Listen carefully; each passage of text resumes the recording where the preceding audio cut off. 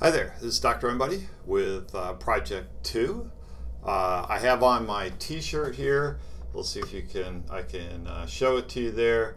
I was at a conference in Grand Rapids for hackers over the last couple of days. One of the TAs, proj02, had a paper up there. So I just thought I'd show you the t-shirt that I got. It was a paper on ransomware, if you're curious about that. So how about Project 2?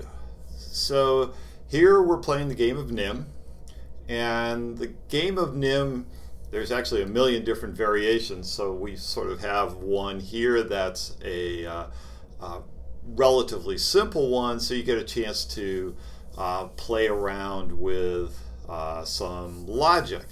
So there's going to be a bunch of while loops, a bunch of if loops. One of the things that's in here is there's a bunch of error correcting, and that gives us a chance to exercise some while loops and if loops, if statements. But a hint for you, and this applies not just to this project but to any other project, is always leave the error checking to the end, because all that does is sort of complicate your code.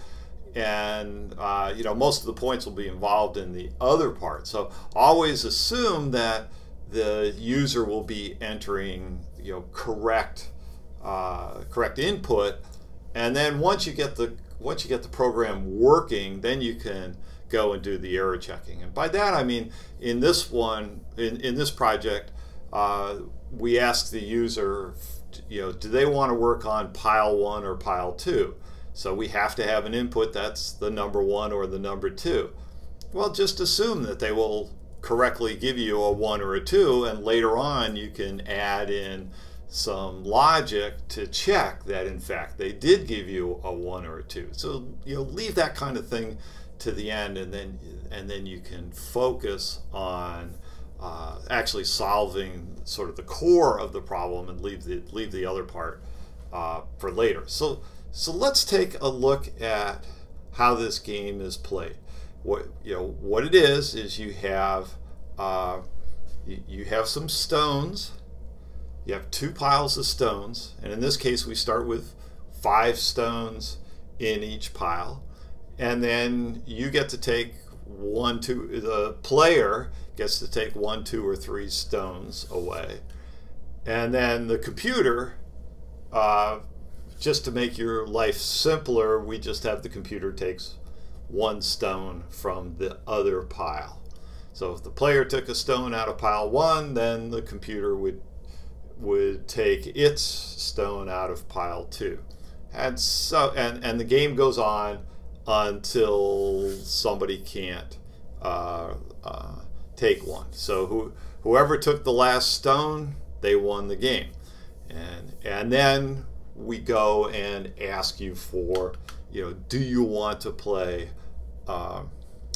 another game?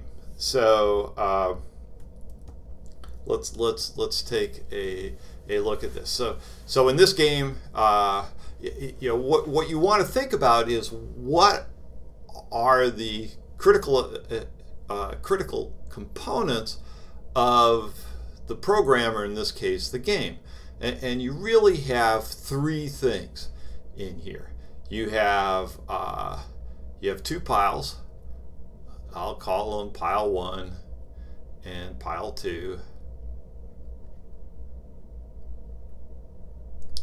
And in this case, they each start out with 5 stones in them. But that will be a variable, and then we need to keep track of whose turn it is. All right, and that's the essence of the game. So how many stones are there in each pile, and whose turn is it? I found it, and what's useful for the turn is to have that as a Boolean. That is something that'll have a value of true or false. So I actually went and said, well, let me call it player's turn. And that would start out with a value of true, because the player goes first. And so now you can say, if player's turn is true, then we do whatever we have to do for the player. And if player's turn is false, well, there's only two possibilities here, so that must be the computer's turn. So we refer to this as the state of the game.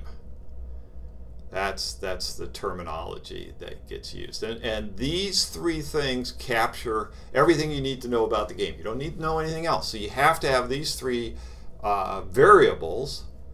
Two of them are ints and one of them is a Boolean. And that captures the state of the game. So your goal in this project is to manage those three variables and play the game using those three variables. So how might I do that? Well, let's actually take a look at the code. So we give you some code to start with, and we say, hey, fill in all the good stuff here. So I'm going to delete that because that's where all the good stuff is going to go. And what do I have to have here? Well, this is for each, do I want to have a, play a game? So we gave you that part of the project, but you're in fact going to have another loop just to actually play the game itself. And we have to keep track of the states. So before we can play a game, we initialize the state of the game. And what are those? Well, we have our pile 1, and we have our pile 2, and we have the player's turn. Those are the three variables. So you got to initialize them. Those two become have a value of 5. So I can say like pile 1, and maybe it would be better to call them pile 1 stones equals 5, pile 2 stones equals 5, and player's turn equals true. There's the state. That's how the game starts. And now I'm going to have a while loop for playing the game. Well, if I'm going to play this game, I need to have a Boolean in here.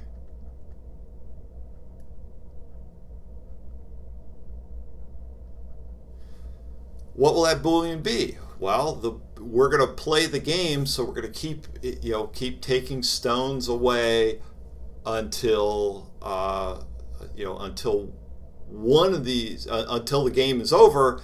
And according to the rules of the game, game's over when as it says up here, player removes the last stone, wins the game. So that's what determines when the game is over. So one way we can do this is I can have there are a million different ways to do this, but I could have another Boolean. At the start of the game, game over would be false because we haven't even started playing it yet. And in that case, I can actually create a loop and say, well, while the game's not over, then I keep playing the game. And so, how do I play the game? Well, I check if it's the player's turn. Doing this as a comment. If it's the player's turn, what do we do? Well, in the here it says when it's the player's turn, prompt for the pile, and it says do some error checking in there, but we're skipping that part. So prompt for the pile, and then what's the next thing we do? Then we prompt for the number of stones. Okay, well now so we prompt for the number of stones.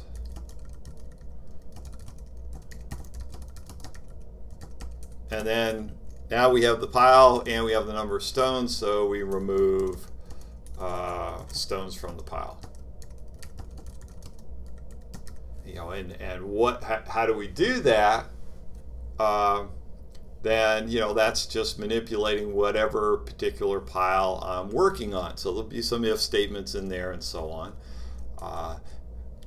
And if it's not the player's turn, maybe it's the computer's turn. All right, which would be just not the player's turn. And then we have to do whatever it is we do for the computers, and that's here. You know, if it's the computer's turn, then here's the things that we do with the the computer. So you then handle that, and once somebody has had their turn, and by the way, you don't have to.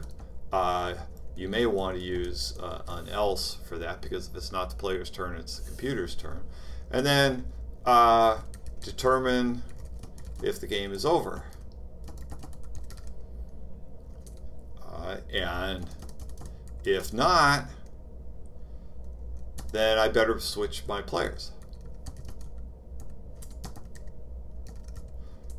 Right? And now we just keep going through the game. We keep going, and say, it's either the player's turn or the computer's turn. Prompt for a pile and how many stones, and remove some stones, and so on. And we keep going that till the game is over. Once the game is over, now we're outside of the while loop. Determine who won the game, and print the victor, whoever won it. And so there is a game. And then what do we do next? Well, we have that line in there. We say, well, would you like to play another game? And if the answer is yes, then you go back up, and notice you will then initialize a new game. 2 piles, 5 stones, the player's turn, and we're starting the game, so the game's not over, and then we go through that. Right, so there's sort of the structure of the project, and you get to what you have to do is fill in the good stuff. Notice that here in particular, I've outlined how how to do how to solve the core of this project without writing any Python. This is the part of the code. I mean, this is the approach that you can use with a partner. Design the game without putting any Python in there. Or there's a minimal. Okay, yeah, there's an you can see there's an if there, and oh yeah, I had a couple of simple statements up here. But the core of this is we've talked through how to solve the core of the project without actually typing in Python. And we encourage you to talk with somebody else about the sort of the structure, the algorithm of the program. But as soon as the discussion turns to Python, you got to do that on your own. And there's a million different ways to do things from this. Like for example, I mentioned, you may want to use else, or maybe you don't want to use else. And those are the many ways that the projects vary. And one thing that's confusing to people, I got 700 students. I will actually have 700 different solutions to any of these projects, particularly as they start to get a little more complex. So keep that in mind. There is a point when you can talk to somebody, but there is, when you're talking Python, when it's at the point of actually typing in Python, we expect you to do that on your own. All right, so there is hopefully enough to help you get started on this. Good luck.